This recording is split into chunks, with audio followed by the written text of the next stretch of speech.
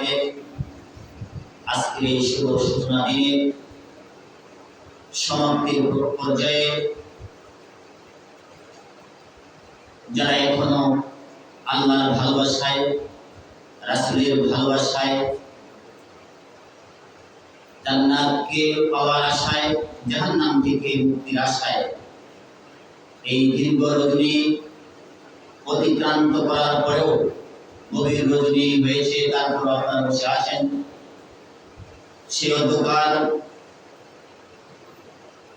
এই দামি মজলিসের আমার সামনে উপবিষ্ট, যার হাতে ধরা আমি একজন মানুষ, অতি নগণ্য, অতি ছোট্ট একজন মানুষ। আমাকে যিনি ভরিয়েছেন আমার সেই শ্রদ্ধাভাজন সেরদাস উস্তাদ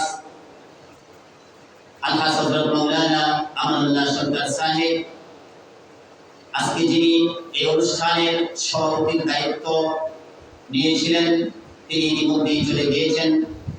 আজকে এই অনুষ্ঠানের সকল অতিথিবৃন্দকে প্রাণঢালা অভিনন্দন জানিয়ে, যেহেতু সময় সংক্ষিপ্ত সেই কারণে কবিতা লম্বা না করে আমি যে আয়াতের কারিমা আপনাদের সামনে উপস্থাপনা করেছি,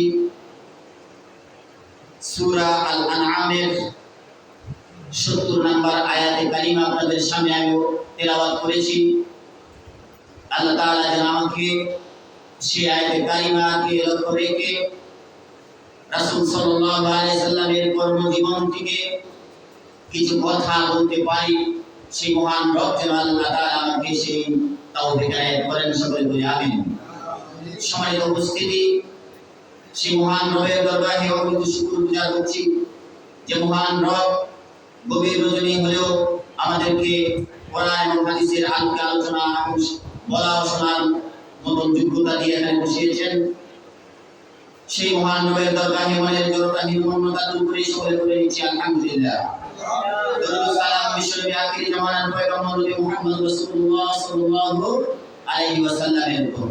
সম্মানিত উপস্থিতি, রাসূল সাল্লাল্লাহু আলাইহি ওয়াসাল্লাম জন্ম থেকে শুরু করে 40টি বছর পার করে দিয়েছিলেন। নিজের মতবাদ দিয়ে, নিজের তৈরি আদর্শ দিয়ে তিনি চেষ্টা করেছিলেন মক্কার জমিনের কাফের মুশরিকদেরকে একটি সুশৃঙ্খল সমাজ গঠন করতে, কিন্তু তিনি পারেন নাই। যে সমাজে রাসূল সাল্লাল্লাহু আলাইহি সাল্লামকে আলামী উপাধি দিয়ে ভূষিত করেছিল, সেই সমাজে যখন রাসূল সাল্লাল্লাহু আলাইহি সাল্লামের উপর বেশি বাণী আল কোরআনের আয়াত যখন নাযিল হতে লাগলো, আর রাসূল সাল্লাল্লাহু আলাইহি ওয়াসাল্লাম সেই কোরআন দিয়ে তাদেরকে ইসলামের প্রতি আহ্বান করতে লাগলো, রাসূল সাল্লাল্লাহু আলাইহি সাল্লামকে তারা বিভিন্ন ভাবে হেয় তুচ্ছ প্রতিপন্ন করে রাসূলকে গালাগালি করতে লাগলো, তাকে বন্ধ করতে লাগলো। জাদুকর বলল, কবি বলল, গলব বলল, বিভিন্ন ভাবে তারা যে রাসূলের সমালোচনা করেছে, গালি দিয়েছে। সম্ভব নয় এতটুকু আলোচনা করা। আমি যে আয়াতের কারিমা তেলাওয়াত করেছি, আমি শুধু একটু সরল অনুবাদ করে আমার ভাইকে সুযোগ দিয়ে আমি বিদায় নিব ইনশাআল্লাহ। সম্মানিত উপস্থিতি, আল্লাহ তাআলা নবী সাল্লাল্লাহু আলাইহি সাল্লামকে জানিয়ে দিলেন, নবী আপনি যাদেরকে দাওয়াত দিচ্ছেন, আর এই পৃথিবীতে ইসলামের দাওয়াত গ্রহণ করে যারা নাকি দিনটাকে তামাশার ছলে গ্রহণ করেছে, খেল তামাশার ছলে গ্রহণ করেছে, কৌতুক রূপে গ্রহণ করেছে, ও নবী ওয়াদারিল্লাযীনা ইত্তাখাযু দীনাহুম লাইবান ওয়া লাহওয়া, ও নবী তুমি ওই সমস্ত ব্যক্তিদেরকে ছেড়ে দাও যারা নাকি তোমার এই আনীত ধর্মটাকে খেল তামাশা কৌতুক রূপে গ্রহণ করেছে। তুমি তাদেরকে ছেড়ে দাও, আর তাদেরকে ছেড়ে দাও ওয়াফারাতুল হায়াতুদ দুনিয়া, পার্থিবিক জীবন যাদেরকে নষ্ট করে দিয়েছে, প্রতারণার মাঝে ফেলে দিয়েছে, এদেরকেও তুমি ছেড়ে দাও, তাদের সাথে চলাফেরা করা যাবে না। ও বন্ধু, আমি জানতে চাই রাসূল সাল্লাল্লাহু আলাইহি সাল্লামকে যেরকম ভাবে আল্লাহ তাআলা দিক নির্দেশনা দিয়েছেন, বলেছেন ও নবী তুমি ছেড়ে দাও তাদেরকে যারা নাকি এই ধর্মকে খেল তামাশার ছলে গ্রহণ করেছে। আমাদের এই সমাজে, আমাদের এই দেশে, আমাদের এই রাষ্ট্রে এরকম মানুষ আছে না নাই? এখন তো আর নবী নাই, নবীর উত্তরসূরি উলামায়ে কেরাম আছে, তারা দ্বীনের কথা বলে, এই দ্বীনটাকে কেউ মানে কেউ মানে না, আবার যারা মানে তারাও পুরোপুরি মানে না। সুবিধাবাদী জিন্দাবাদ, এমনটাই ইসলাম মানা, এমনটি ইসলাম প্রতিষ্ঠা করা যাবে না। উলামায়ে কেরাম বলে কোরআনের দিকে আসো, রাসূলের পথের দিকে আসো, রাসূলের আদর্শের দিকে আসো। তোমরা আসো না, আল্লাহর নবীকে যেরকম আল্লাহ তাআলা জানিয়ে দিলেন তাদেরকে ছেড়ে দাও। আমাদের উপর দায়িত্ব হচ্ছে যারা ইসলামকে মানে না, ইসলামকে যারা খেলতামাশার ছলে গ্রহণ করেছে, আল্লাহ তাআলা জানিয়ে দিয়েছেন ওয়ালেম সমাজ তোমরাও তাদের সাথে চলাফেরা করা যাবে না, তাদেরকে তোমরা পরিত্যাগ করো। আমরা কি করছি? আমরা তাদেরকে পরিত্যাগ কিন্তু করি নাই। আল্লাহ রাব্বুল আলামিন জানিয়ে দিলেন, যেহেতু আমি বলছি তার ব্যাখ্যায় আমি যাব না, শুধু সরল অনুবাদটুকু কাজ দিয়ে আমি জ্ঞান পাবো। তারপর আল্লাহ রাব্বুল আলামিন তার হাবিব রাসূল সাল্লাল্লাহু আলাইহি সাল্লামকে জানিয়ে দিলেন, ও নবী তুমি 40টি বছর যেহেতু তোমার মতবাদ দিয়ে, তোমার আদর্শ দিয়ে, তোমার চিন্তা চেতনা দিয়ে আইয়ামে জাহিলিয়াতের মানুষদেরকে দিনের পথে দাওয়াত দিয়েছো, তারা গ্রহণ করে নাই। এবার তোমার মত ছাড়ো, এবার আমি দেখানো পথ দিয়ে তাদেরকে তুমি দাওয়াত দিতে থাকো। আল্লাহ রাব্বুল আলামিন জানিয়ে দিয়েছেন ওয়া যাক্কির বিহি, ও নবী আমি তোমার উপর যে ঐশী বাণী মহাগ্রন্থ আল কোরআন দান করলাম, ওই কোরআনের ভিত্তিতে তুমি তোমার এবার অনুসারীদেরকে, তোমার আশেপাশে যারা কাফের মুশরিক বেঈমান আছে তাদেরকে উপদেশ দিতে থাকো। কারণটা কি?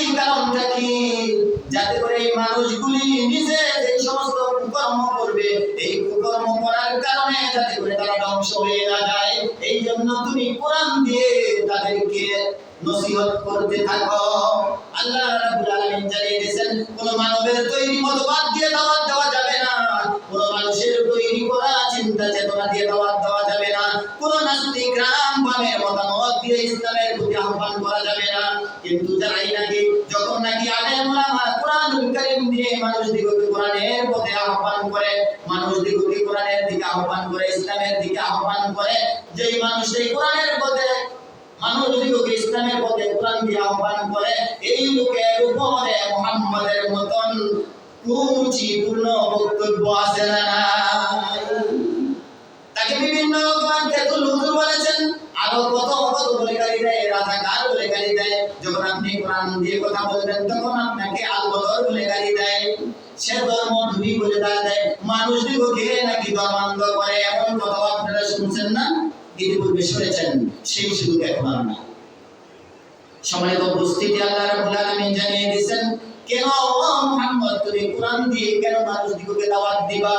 শুনো এবার আল্লাহ তাআলা জানিয়ে দিলেন আনতুবসালা নাফসুম বিমা কাসাবাত, ও মুহাম্মদ তোমার এই কোরআন দিয়ে যদি দাওয়াত না দাও তাহলে তারা যেমনি খুশি এমনি আমল করে তারা তাদের জীবনটাকে নষ্ট করে দিবে। সেই কারণে তুমি আমার কোরআন দিয়ে মানুষদিগকে দাওয়াত দিতে থাকো। তাহলে দাওয়াত দিব কি দিয়ে? আমরা কোরআন দিয়ে দিব। কোন ব্যক্তির আদর্শ দিয়ে আমরা কাউকে দাওয়াত দেব না।